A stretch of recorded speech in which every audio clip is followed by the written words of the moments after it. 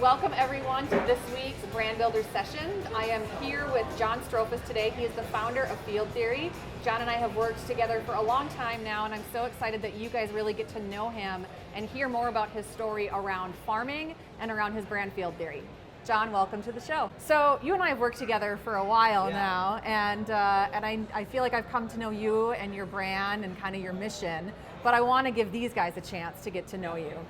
So I'm gonna give them the skinny on who Field Theory is, and then let's talk a little bit about your founder's story in particular and how you got into this, okay?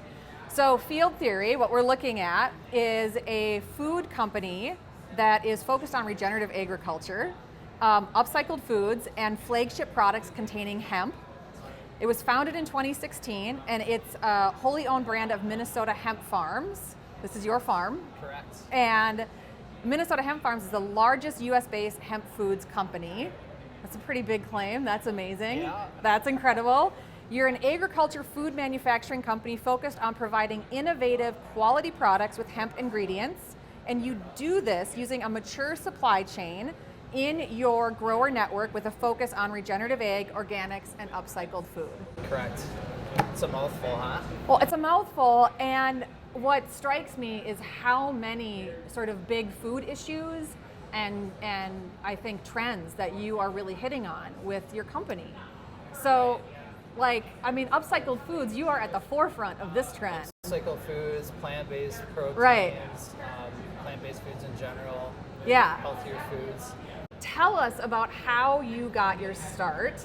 And so 2016, you were founded. Correct. Have you always been a farmer? So I came from a very small farm background. We didn't do a lot of row crop farming. We had hay and forage production. Okay. We had horses and things like that.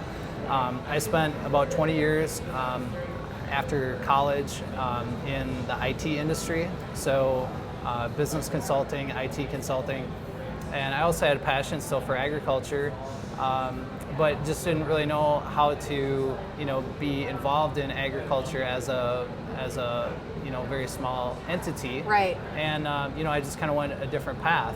And then when my father passed, I bought back our farm from the estate, and we started doing things differently, and I started looking at ways that we could make our small farm do more things. Right. I've always been an entrepreneur. Yeah. And It's one of the things I love about you. You have Yeah. a true entrepreneurial spirit. I've always tried new things, and I had a great career going, but I wanted to do something that was more personal and more where I would have more personal satisfaction. Yeah. And so we tried to figure out ways that the farm could be more productive.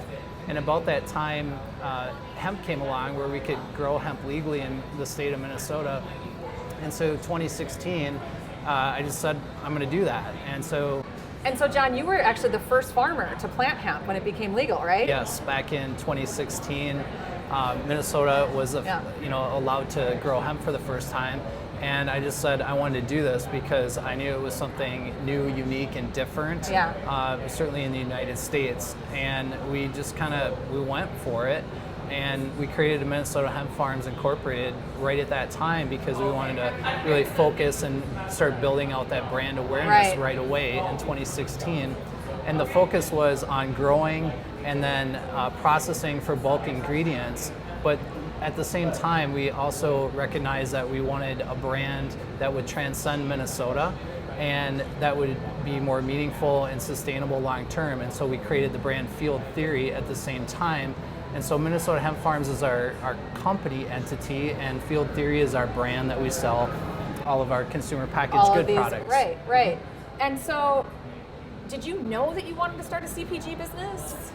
No, and if you asked me, if you would have asked me 5 years ago if I was going to be involved in the food industry, I would have said you're crazy. Yeah. So it's really sort of surreal still to this day that we're manufacturing food products, we're involved in all the details and complications, frankly, that go along with food production and food safety and all those things of quality in that regard. Yeah. In addition to farming a crop that the United States has not had a lot of agriculture experience with, so that's been a challenge as well. Right. And so I want to know what it's like, because I know this, you got a lot of things going on at once. Yep. And so you're doing farming, you're selling bulk ingredients. Yep. You are building and launching a CPG company. Yep. I think you might be doing a couple other things. I'm trying to figure out what I want to be when I grow up. And part of that is the brand. So the brand is evolving as well. Right. So the brand started with a very laser focus on hemp foods. And of course, there's many reasons that hemp ingredients are good and Right. hemp foods are good for you. Tell us why. Why are they good? It's a plant-based protein. Yeah. The second highest plant-based protein next to soybeans. But of course, we have allergen issues with Right. that. Pea protein is good, but hemp protein is more sustainable. It takes a lot more pea acres and raw pounds to make a pound of concentrated protein versus hemp. We also get some other benefits from hemp too, right? It's not just a protein source, but it's a good fat source. Correct. Yeah. Omega-3, 6, and 9s, fatty acids, good fats, not bad Right. fats. And so it's really just a well-rounded oilseed crop that most people have not really discovered yet. Yeah. So the focus was on hemp, and we kind of said, let's put hemp in the bag, and it's a good product and all that. And there's a lot of these products that have been out there in other brands for a while, and the story was just sort of falling a little bit flat. So I decided, let's put hemp as an ingredient into other products that people consume regularly or more regularly. So that's really where this came from, right? Yeah, so kind of two things were happening at the same time. One, we had this idea about moving hemp as an ingredient into more mainstream food products. Yep. And then also started learning more about food waste and specifically spent brewer's grain, which goes for waste product most of the time because it's hard to get into the livestock system where a lot of our other food waste goes. And so we worked with a local company that of course, Net Zero. Net Zero. And we developed a relationship with them. So we're using their proprietary technology to create a spent brewer's grain flour. So they're actually processing, like from the breweries and distilleries, they're taking that grain and making it so it can be used again. Correct, Yeah. which is salvaging all of the protein of the brewer's grain, but lowering the carbohydrate. So it has some Because the nutritional carbohydrates are more taken out in that brewing process. in the fermenting process Yeah. and the mash and so forth. Right. So we're basically salvaging what would be going to landfill in most cases, and we're upcycling it, which is a brand new trend, and Yep. Whole Foods is all over that. Yep. And so we feel really fortunate on the timing of all this. Right. So that we can use that as a great ingredient. And then we're also, because we have this grower network, we're able to source the wheat that we need in the pancake mix directly from farmers that are in our network. And hopefully they're growing regeneratively, so that's a focus that we want to instill in our grower network is regenerative agriculture. And then we're taking that wheat, we're milling the spent grain into wheat or spent grain flour, and then we're mixing it with all the other good stuff, including hemp. So there's hemp in here too? There's hemp in there as well. Okay. And it's really a one-of-a-kind product. Number one, because it's got spent brewer's grain or upcycled flour in it. Yep. And because it's got hemp in it. So there's no other product that is out there on the market like this. So we're very excited about it. And the best thing is, all the R&D was done in our kitchen. And when you mean our kitchen, do you mean like you and your wife and your kids? Mostly my kids, and that's Okay. the point. I have an 11-year-old daughter, a 10-year-old daughter, and a 7-year-old son. And I make pancakes in the house. Okay. And they ate a lot of pancakes. And a lot of them did not taste good at the beginning. But they said, "Dad, this tastes good. We like this." And so as soon as they said that, I knew we were done. Yeah. And it tastes good. The kids are eating it even without syrup, and they like it. So I'm really pleased with the outcome of the quality and the taste and the nutritional benefits. Well, that's the thing, is they're getting, instead of just like an overly processed, basically kind of sugar bomb that a lot of pancakes are, right? Like they're actually getting something that's truly nutritious for them. Exactly. We just have to talk them into the natural syrup now. We're step at a time. One step at a time. And so not only are these products good for you, but as for all the reasons that you stated, they're really good for the planet. With this focus on upcycled and this focus on regenerative agriculture, what impact, as a farmer, I mean, you see this directly, what impact does regenerative agriculture have? Well, we're in a really unique time period right this moment in 2021 with commodity prices in general, and we have other crops that we farm in our farm operation, but generally farmers are really constrained. We're always really at the margins.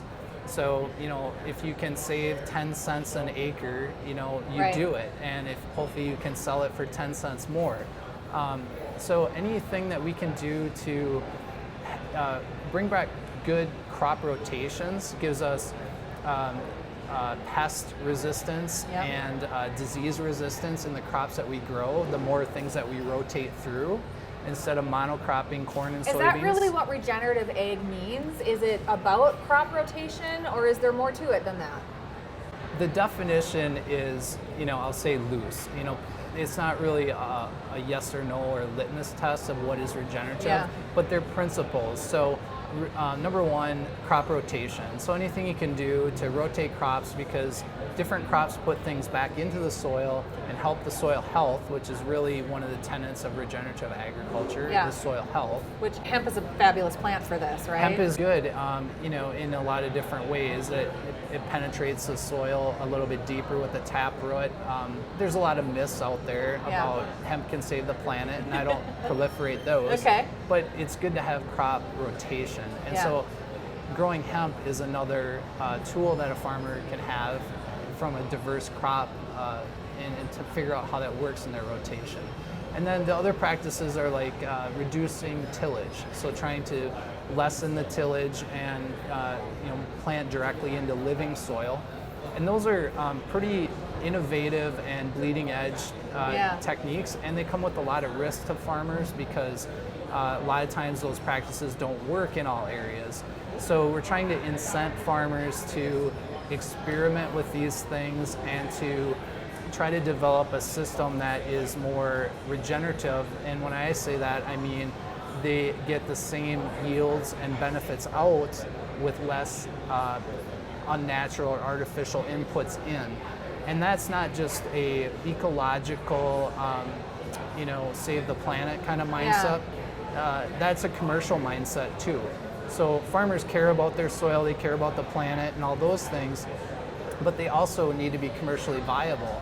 Well, I mean, let's talk about that for a minute, because I think, Minnesota, we are an agricultural state, right? We are a farming Sure. state, but most of the systems, most of the benefits are not going to farmers who are doing things like you're doing. Is that true? That's true. I mean, from a risk perspective, so there's higher risk to do what you're doing. There's higher risk to experiment, for example, with cover crops, with no-till, and those diverse crop rotations. Like, who wants to plant hemp for the first time when you've never done it? It's more risky than it is growing wheat or corn or soybeans. And the risk is also, what are you going to do with it? Who are you going to sell it to, and making sure that you have a market? Whereas with maybe conventional corn or soy, like that's more steady. Exactly. Is that right? Correct. Yeah. So there's all these. The farmer always has a lot of risk. Yeah. And so when we say we want the farmer to be sustainable or regenerative or organic, even, that comes with more risk for the farmer. Right. And so what's the reward? And the reward, number one, obviously in organic, so you have a higher priced product because it's more difficult to produce. In many ways, regenerative is more difficult to produce. But the benefit to the farmer, hopefully, at the end of the day, outside of any incentives that brands could give or government programs could give to do farming in that manner, is the hope that you have reduced inputs that you need to buy, or that your inputs are, for example, cover crop seed instead of fertilizer. Right. And so, are we there yet? Is it a fine-tuned system? No. No. And everybody's farming operation is different, and people have to understand that what works in, St. Paul, Minnesota might not work in Nebraska or even, 20 miles away. You've had some success on kind of the bulk side of this farming side, right? You've been able to build some success there. So how much of that is a piece of your business strategy and what you're doing? Well, it's interesting because I feel like I've been on this journey and things just kind of slowly fall into place. Yeah. And that's really fun. Because a lot of times you have a conversation with someone or you meet someone, like we met a couple years ago, right. and here we are. Right. And you don't really understand how that connection is gonna be in your life go forward. Right. And then things just kind of connect. And so in the food industry, obviously, when we were selling hemp, we were approaching brands who were making products with hemp. Right. And so we got, we have developed great relationships with a lot of brands, and they trust us as an ingredient supplier. Right. So they've come back to us and they said, we know you farm also, so could you grow a certain crop for us?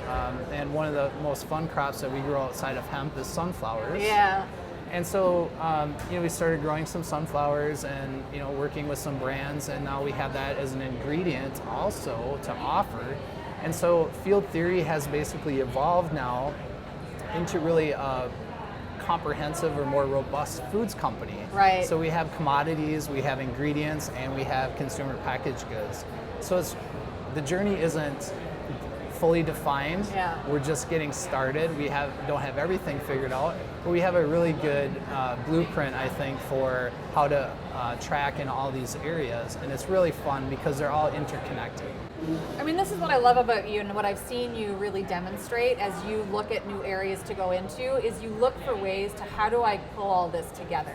How does this serve this, serve this, serve this, and how do I make this more of an enclosed kind of system, right? Yeah. Is that part of the strategy for you? It is. So, for example, in a perfect scenario, we would grow wheat, and that would be sold to a maltster who sells it to a brewery, and then we, through Net Zero's help, we recapture that spent brewer's grain. So we have the first sale. You're selling the wheat. Yep. It's malted. It goes for beer. Yep. Then we get the spent grain back. Right. And we make it better. We upcycle it. Right. And put it in something like this. Yes. And so we have the first use and the second use. So it's really a life cycle. Right. That is the overall vision. And we can't achieve that in all cases. Yeah. But that's the goal. And so we want to make that happen. Right. And along with it, we're also working with farmers in our direct growing network, and we're trying to give the farmer some value add.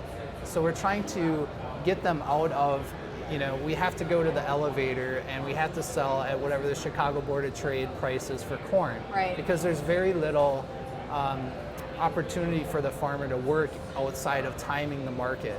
Where here we can say, why don't you look at growing a specialty crop or maybe a commodity crop like wheat, but for a brand.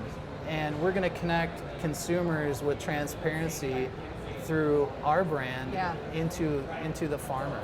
And that's exciting.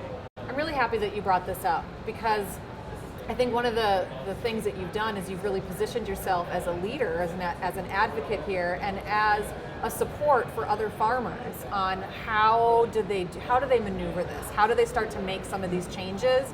Think about this differently, learn from you and some of the lessons that you've already worked through. Yeah, I think, we're trying. I don't have the perfect solution for them for all things, but generally, it takes a team, right? So everybody has different personality traits and things that they're passionate about, and to be a farmer, you kind of have to do everything today. You have to be a great agronomist. You have to be a hard worker. You have to be, know how to grow things. I'll just say it that way. But then you also have to be an excellent business operator. You have to be business savvy, you have to numbers, understand finance. Yep. Lending is important. And then you also have to be a marketer. Right. And like most people, we're not good at everything. Right. And so on the marketing side is where we hear about farmers like us selling direct to a brand, But that's difficult, and it's difficult also for the brands, because there's a lot of complications working directly with a farmer. Yeah. Because you have multiple personalities then that you're dealing with also.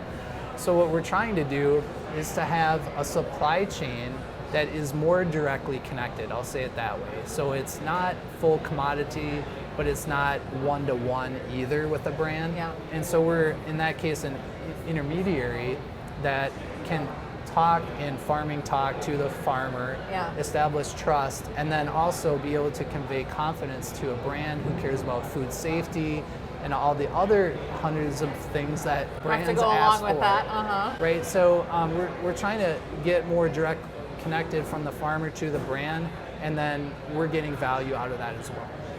Where does this go? Where does this fit in as you're doing all these other things, really working on this farming side? What happens with Field Theory, the packaged brand? That's a great question. So the plan with the brand is to continue to move these products into products that are similar but uniquely different. So, and when I say that, I'll point to the pancake mix, or we have a great product coming out next, the chocolate muffin mix. Can't wait for that. Which is also upcycled, right, and has hemp in it. Okay. And who doesn't like chocolate? Right. So that's sort of the spirit, is that, there's plenty of pancakes on the market today, there's plenty of muffins on the market today, but people like eating those things. They like eating chips, right? And you go to the supermarket and a grocery store or online, hundreds of types of chips, right? So we'd like to have a chip that has hemp in it, that has a better nutritional profile, more simple ingredients. And so you could do an upcycled corn pretty easily. The sky is really the limit. Yeah. And I think I don't want to put us into we talked a lot about should we be gluten-free? Right. Paleo only focus, or whatever. And I think that puts us in a box, because there's a lot of people that must be gluten-free. Right. There's a lot of people that are gluten intolerant and they want to buy mostly gluten-free products. But then there's a lot of people that it's not an issue. That it's not an issue for. Yeah. And in the case of the pancake, there was absolutely no way that we could use spent brewer's grain, which is made with gluten, right, and make a gluten-free pancake. Right. So, we kind of said, well, that's okay, because this is such a amazingly unique and different product, that's and right, we're making it better than another pancake on the market. Well, and that's the thing, is your point of differentiation isn't being gluten-free. That's not what you're going for. You have these other things. You have this proposition where you're really good for us as a nutritional profile, and you're really good for the planet using this upcycle, right? That's really more the proposition of these products. Exactly. It's the spirit of the brand. So you're going to continue to innovate in these categories that might be a bit ubiquitous, right? Things that we are buying all the time, right, but in this way that brings that component to it. Correct. And who does John Strohfus become in this space? Because right now, I know you are in the trenches doing all of this, right? So you are in the early stage founders kind of piece. And you have the added challenge of all the farming side of it. Right. So who do you become as the businesses evolve? Well, I think first and foremost is that I want to have some legacy that I leave to my family. Yeah. And so what is left to them, I don't know exactly what that looks like, but I would like to have some business and opportunities for them to work within the company. Yeah, when so they you get have older. kids. This is part of the legacy that you want to pass on to them. Yeah, and I'm having a lot of fun right now, and we have, as you mentioned, many different swim lanes I'm working in. I really enjoy having my hands dirty and seeing and touching and feeling. But, directly, we need our network of farmers to work and to support the volume of what we're doing. And so, I'll probably always get my hands dirty a little bit, but the goal is to do probably less of that, more focusing on being a true CEO and building out the brand and the products and the employees that make our brand successful ultimately. I think that's great. I think you have something really special, John, and I think we've talked about this a lot before, but your unique experience and skill set and passion holds together something that a lot of brand founders don't have. The fact that you're able to bring this farming side of it, the fact that you have this business experience and this consulting experience, you understand business, how to do business and how to communicate at that level, and what you've done in this space as a leader and advocate is just really impressive. Well, thank you. Yeah. Sometimes you just get lucky too. So. There's a little bit of that. Yeah, There's always a little lot bit of of that in business. Yeah. So this was our session with Field Theory, and I was so happy to be able to talk with John Strohfus today. It was a great conversation around farming, regenerative agriculture, hemp, building a CPG business, and I'm happy that you guys were here to watch it. We'll see you next time.